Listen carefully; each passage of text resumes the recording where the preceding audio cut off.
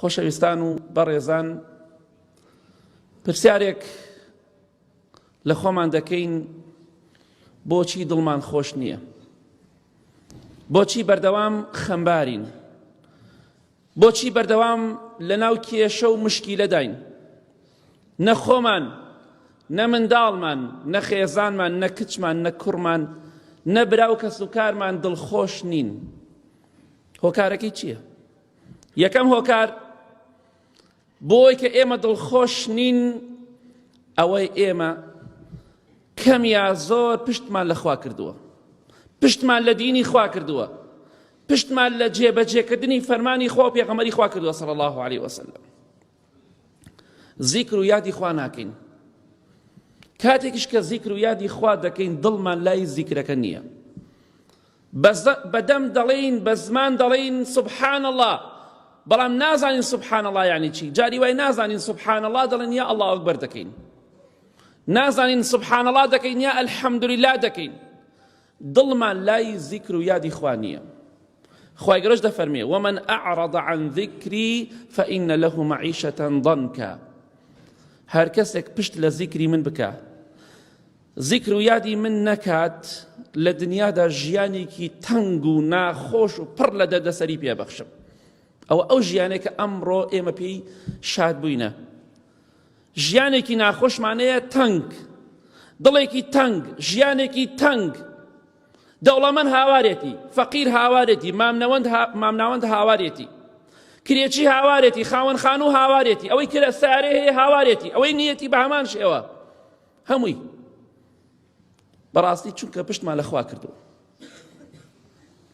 وەڵاهی سوێن بەخوای گەورە، ئێستا پێغەمبەری خوا صلی الله علیه وسلم زیندوو ببێتەوە، سوێن بەخوا شەرم دەکات لەوەی بێتە ماڵەکانمان. والله شەرم دەکات لەوەی بێتە ناو ماڵەکانی ئێمە، چونکە ماڵەکانی ئێمە ماڵی ئەهلی تەقوا نییە، چونکە پشتمان لە خوا کردووە، خوامان لەبیر چووە. والله پێغەمبەری خوا صلی الله علیه وسلم بێتە هەر ماڵێکمانەوە، والله حاشامان لێ دەکات ئیلا مەگەر ماڵێکی کەممان نەبێت، چونکە تەلەڤیزۆنەکان، فەیسبووکەکان، تۆڕە کۆمەڵایەتیەکان هەمووی شتێکە بۆ خوا بە سەرف ناکرێ ئیلا بە کەمی نەبێت. لە ئەثەرێکی صەحیح داهاتووە لە سەردەمی ئیمامی عومەردا ڕەزا و ڕەحمەتی خوای لێبێت، لە شاری مەدینە بوومەلەرزەیەک ڕوویدا. ئەهلی مەدینە زۆر ترسان. ئەو بوومەلەرزەی کە هەر جارجاری دەبڵێن بە پەلە فڵان شوێن فڵان شار فڵان وڵات بوومەلەرزە هەژاندی. ئیمامی عومەر ڕەزای خوای لێبێت فەرمووی: والله ئەی ئەهلی مەدینە، ئەم بوومەلەرزەیە بەهۆی گوناه و تاوانی ئێوەیە. سوێن بەخوا یەک جاری تر بوومەلەرزە ڕوو بدا، واللهی لەم مەدینەدا نانیش، واللهی جێتان دەهێڵم. ئیمامی عومەر ڕەزای خوای لێبێت ئەگەر حاڵی ئێمە ببینیت، سوێن بەخوا ئەگە بێتە شارەکانی ئێمە و ئیمامی عومەر یەک دەقە تیادا نانیشی، یەک دەقە، ئەوەندە خراپین، ئەوەندە خراپین.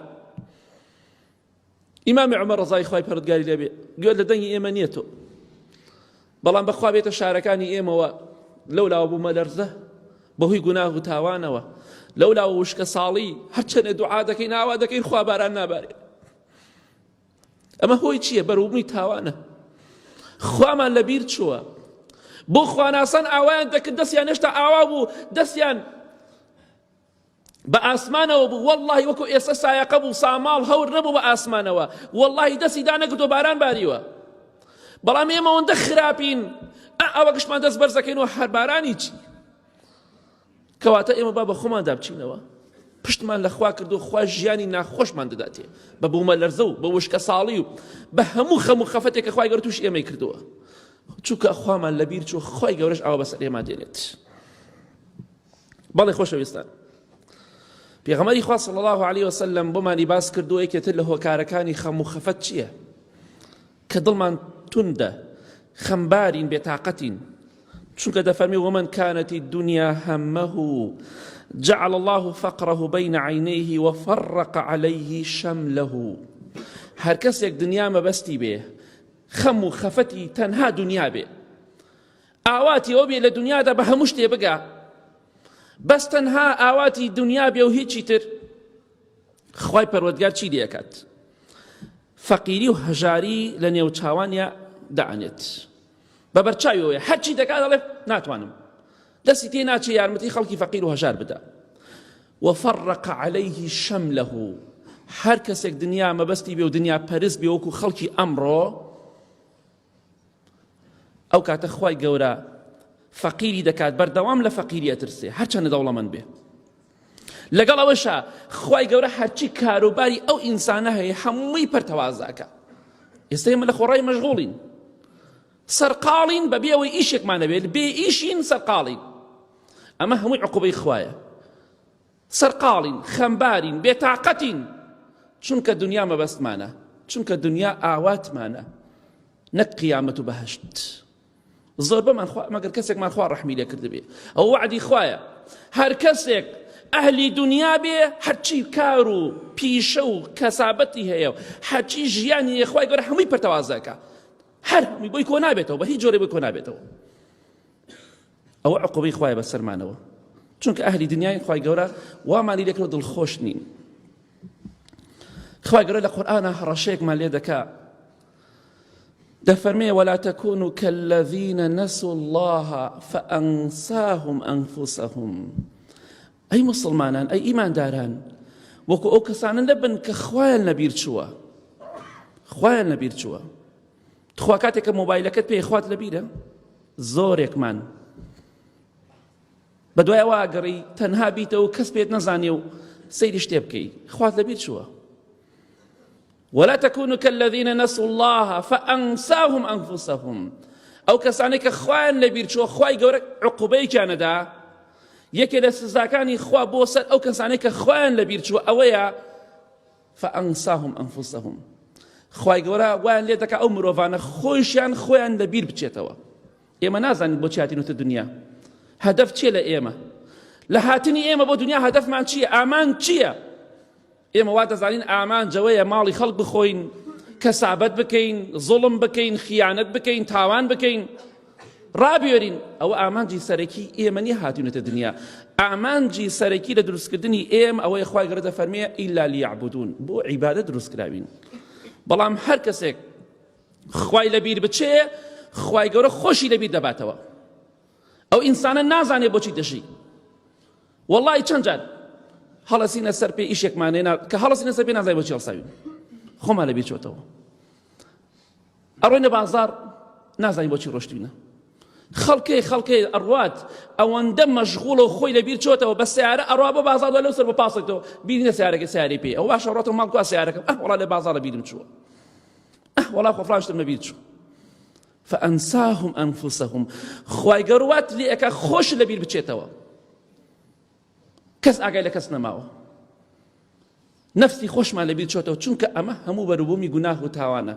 کاتێک کە ئینسان خوای لەبیر کرد خوای پەروەردگاری ژوای لێ ئەکا بەردەوام خەفەتبار بێ، خەمبار بێ، نامۆرتاح بێ، ژیانی پڕ بێ لە دەردەسەری و مەینەتی و قوربەسەری.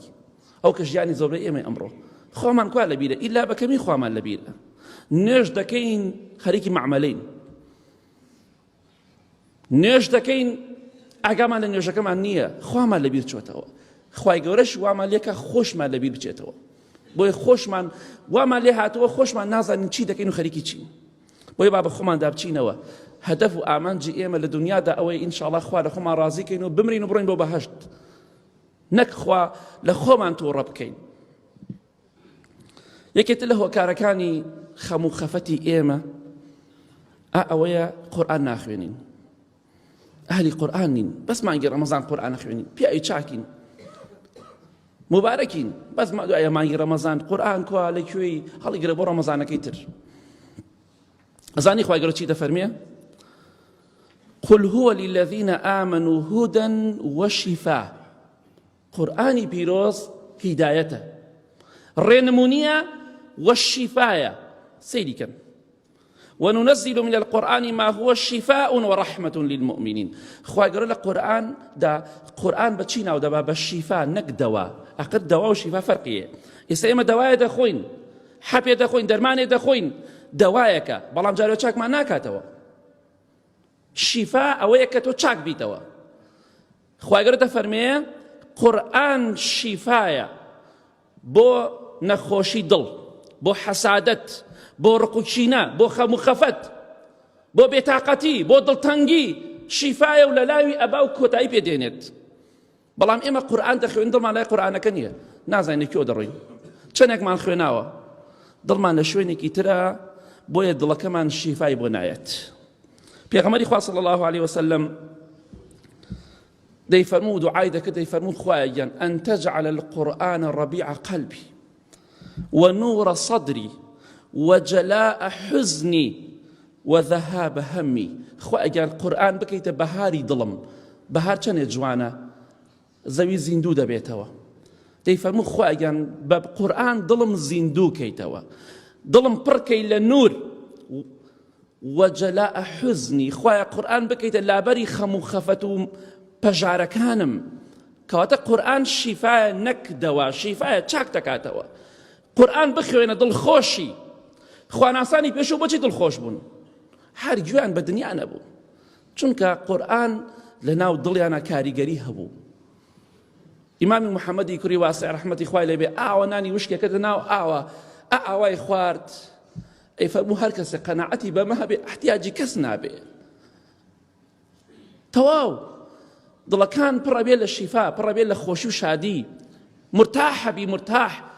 بەڵام ئێمە چونکە ئەهلی قورآن نین، ئەهلی خەم و خەفەتین، بەردەوام خەم و خەفەتمانێڵەی کەشتێکەمان کوردوەتەنی لە ئاوا غەرق بۆ نقم بووە. ئەمە هۆکارەکەی وێ پشتمان لە قورآن کردو، ئاگامان لە قورآن نەماوە. خوا ڕەحمە لێ بکە. یا ڕەبی خوای هیدایەتمان بدەی، ئاخرمان بەخێر بگێڕ.